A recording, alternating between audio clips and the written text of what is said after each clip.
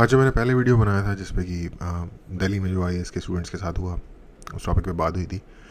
उस पर एक्चुअली मुझे रिलेटेड एक और बात करनी थी, जो कि मैं नहीं कर पाया, तो ये एक बोनस वीडियो आज के लिए।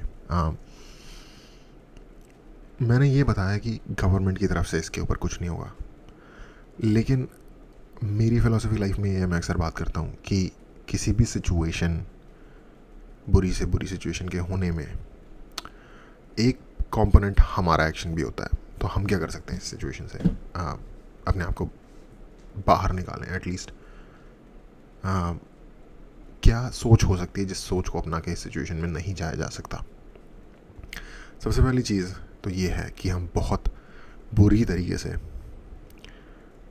ऑब्सेस्ड हैं कुछ सर्टेन अपॉर्चुनिटीज़ को लेके, और उसका एक रीज़न ये भी है कि वो ही कुछ अपॉर्चुनिटीज़ एग्जिस्ट भी करती हैं हमारी कंट्री में उन लोगों के लिए जो एक सर्टेन इकोनॉमिक लेवल से नीचे हैं।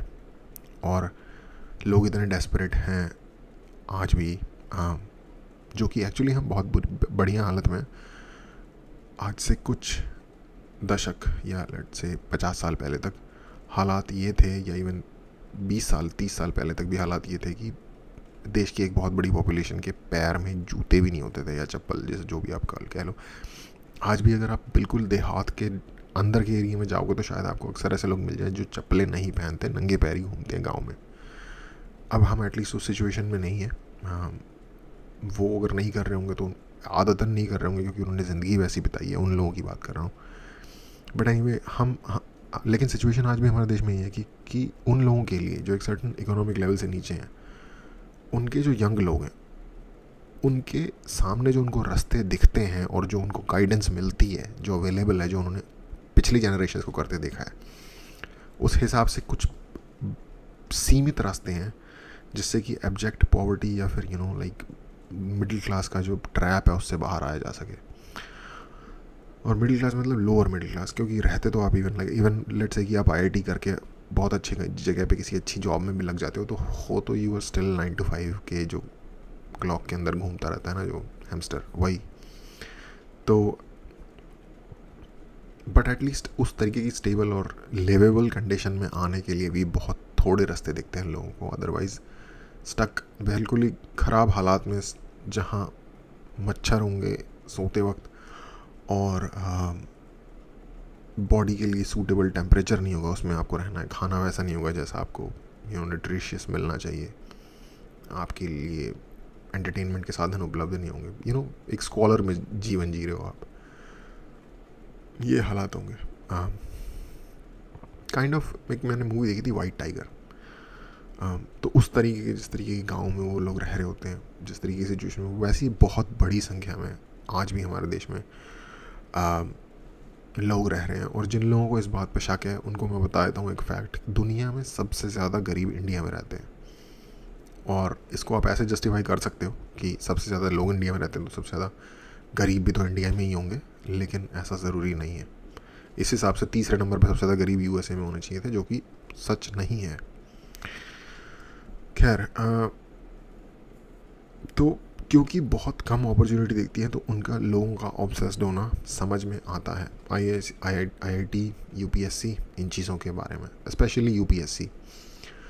और अगर आप एक प्रोबेबिलिटी, एक सब्जेक्ट होता है मैथ में, अगर उसको आप लगा के सोचो कि मेरे इस रास्ते के थ्रू ज़िंदगी में सफल होने के चांसेस कितने हैं,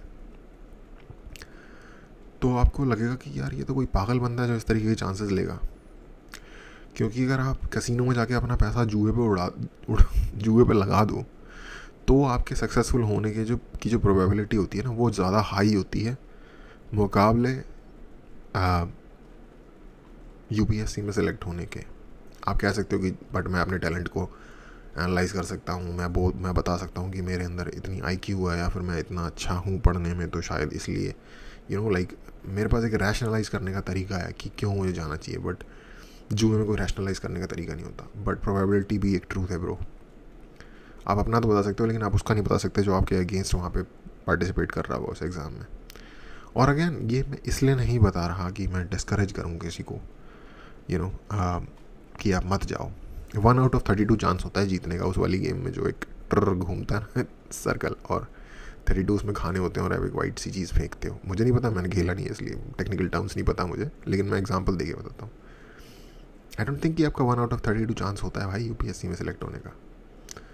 तो यू नो उस लेवल का वहाँ पे कैसीनो में चांसेस ज़्यादा है जीतने के मुकाबले आईआईटी क्रैक करने के, बट फिर भी मिलियंस ऑफ लोग इंडिया में हर साल ट्राई करते हैं। मैं चाहूँगा कि ये जो माइंडसेट है ना, हम इससे ही थोड़ा एक लेवल पीछे आ जाए। और उसका रीज़न ये है कि यूपीएससी लोग क्यों करना चाहते हैं, वो लोग बेसिकली सबसे बड़ा रीज़न फाइनेंशियल। लोग कहते हैं मैं सेवा वेवा करना चाहता हूँ, कोई सेवा नहीं करना चाहता। इवन जो अमीर लोगों के भी जाते हैं ना, जिनको पैसे की ज़रूरत नहीं है, वो भी कोई सेवा नहीं करने जाते हैं, पावर ट्रिप के लिए जाते हैं। अभी थोड़े दिन पहले वो लड़की आई थी, मुझे नाम भूल गया उसका, हाँ, उसका बड़ा केस चला है अभी कि कैसे उसने विकलांग कोटे से यूपीएससी क्लियर किया और वो थी भी नहीं किसी तरीके की विकलांग, उसने फेक सर्टिफिकेट बनाया। जब उसको बोला गया कि अपना हेल्थ एनालाइज करवा के जो रिपोर्ट है वो दो हमें, तो वो उसने पता नहीं किसी एम्स में गई नहीं और जहाँ कहीं फेक जगह से उसने बनवा के भेज दी। उसका डैड और उसकी मॉम सब लोग ये यूपीएससी से निकल के आए थे। पैसे की कोई दिक्कत नहीं थी। आई थिंक सैकड़ों करोड़ की संपत्ति है उनके पास। तो पैसे का लिए तो उसकी प्राइमरी मोटिव नहीं होगा, उसको चाहिए थी मेरी ऑडी पे लाल बत्ती लगाओ, या नीली बत्ती जो भी होती है, और लाल ही थी आई थिंक। और जो प्रोविजंस वो मांग रही थी, वो प्रोविजंस जिस लेवल पे उसको हायर किया गया था वहाँ पे नहीं दिए जाते इनिशियली, एक सर्टेन लेवल क्रॉस करने के बाद दिए जाते हैं। तो उसका क्या देश सेवा करने का मूड था? करप्शन करके देश सेवा का इतना जोश चढ़ा हुआ है कि करप्शन पे करप्शन, 2 नंबर की धांधली कर करके वहाँ जाना चाहती है ताकि देश की सेवा कर सके। नहीं, पावर ट्रिप। और कोई हज़ारों में कोई एक इंसान होता होगा जिसके दिमाग में रडार पे होगा कि मुझे कुछ करना है, वरना हर व्यक्ति अपने पर्सनल डिफरेंट हालात, इकोनॉमिक डिफरेंट तरीके के हालात सुधारने के लिए जाता है उसमें। तो पहली चीज़ तो है पैसा, इकोनॉमिक बेटरमेंट, ठीक है। और उस लेवल के लोग तो हम बेसिकली उन लोगों की बात कर रहे हैं जो अमीर लोग हैं और यूपीएससी करना चाहते हैं। करो भाई, वो नहीं मरने वाले, वो नहीं डूब के मरेंगे भाई इस तरीके से। उनके घर वालों ने उनको इतने संसाधन दिए हुए हैं कि इस तरीके की सिचुएशन में वो अपने आप को generally they won't find themselves in those kind of situations basically. तो बात वो उन लोगों की है जो एक्चुअली, जिनको जैसे 12th फेल मूवी है, मुझे मूवी बहुत अच्छी लगी थी, मैंने एक्चुअली बात भी की थी उस पर, लेकिन मैं सोच रहा था उस पर कि यार देखा जाए तो एक तरीके का वो सपना ही दिखा रही है मूवी, जो कि सपना एक्चुअली दिखाना चाहिए, क्योंकि हम सब अपनी ज़िंदगी बेसिकली सपने के सहारे ही जी रहे होते हैं। जो हमें फ्यूचर में पॉसिबिलिटी दिख रही होती है उसको सोच के जी रहे होते हैं हम, क्योंकि प्रेजेंट तो बहुत ही मेस्ड अप है ब्रो हर किसी का। तो हर बंदा एक सामने लटकती हुई गाजर के पीछे जा रहा होता है। एक प्रोवर्ब है कि कैरेट लटका के गधे को जैसे चलाते हैं ना, उस तरीके से। तो एक तो ये इकोनॉमिक डिप्रेविटी होगी, और दूसरी पावर ट्रिप। हम पावर ट्रिप वाले की बात नहीं करते, हम इकोनॉमिक डिप्रेविटी की बात करते हैं। देखो, इंसान की ज़िंदगी में ना, और मैं एज ए गाय बात करूँगा लड़कों के लिए, लड़कियों के लिए शायद, क्योंकि मैं उनकी पोजीशन भी नहीं है तो मुझे नहीं पता कि उनको किस तरीके के फैक्टर इफेक्ट करते हैं। और जितना मेरी अंडरस्टैंडिंग है बायोलॉजिकली, उनकी जो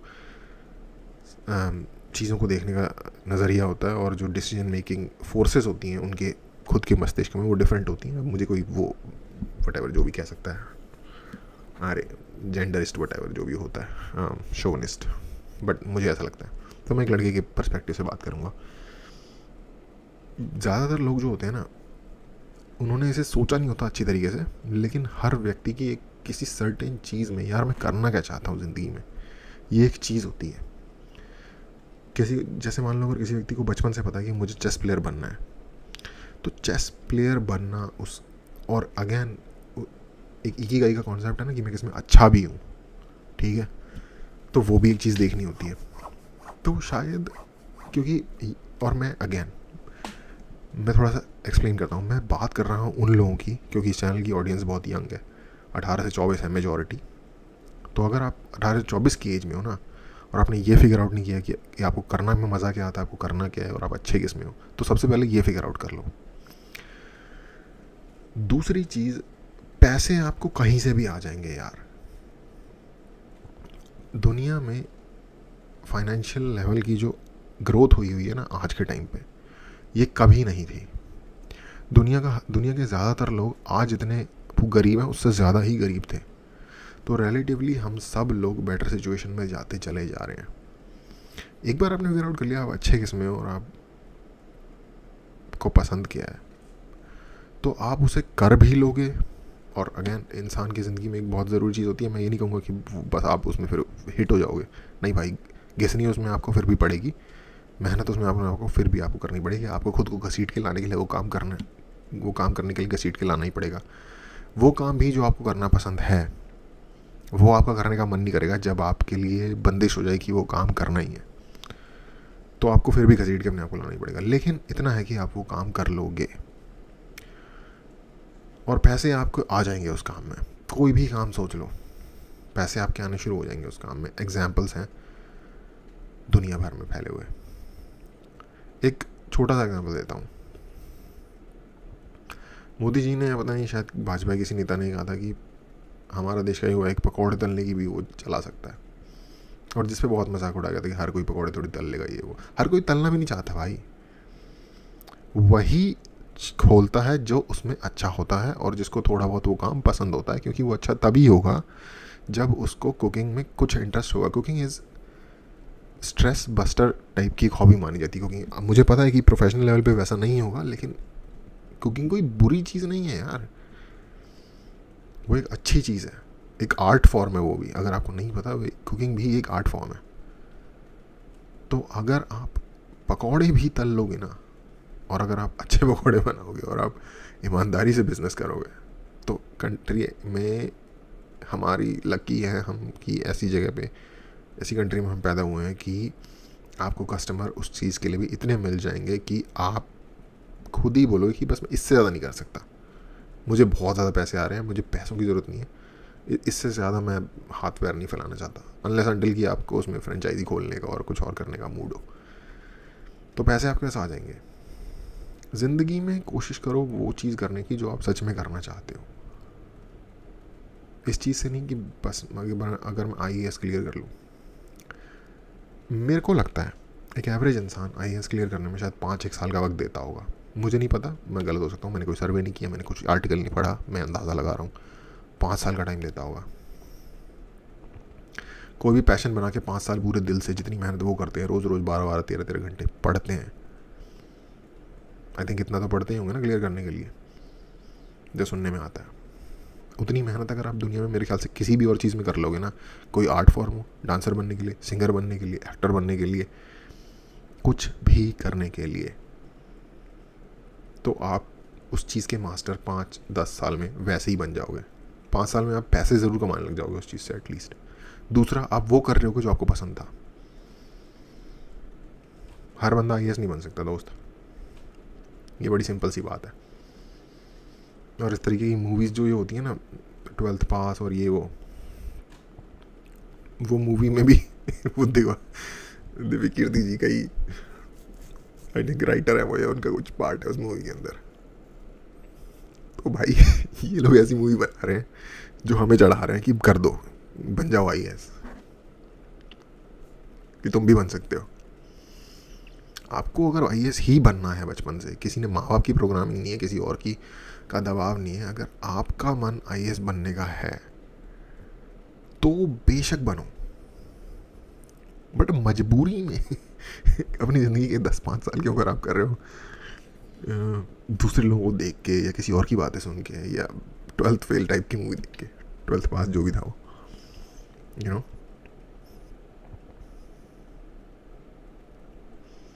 जिंदगी में यार एक ही बार हम पैदा हुए हैं, ठीक है?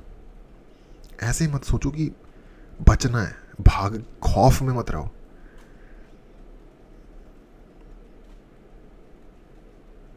ये सोचो कि मैं पैदा हुआ हूं, तुम कोई मकसद होगा मेरा पैदा होने का, वो मकसद ढूंढो दोस्त।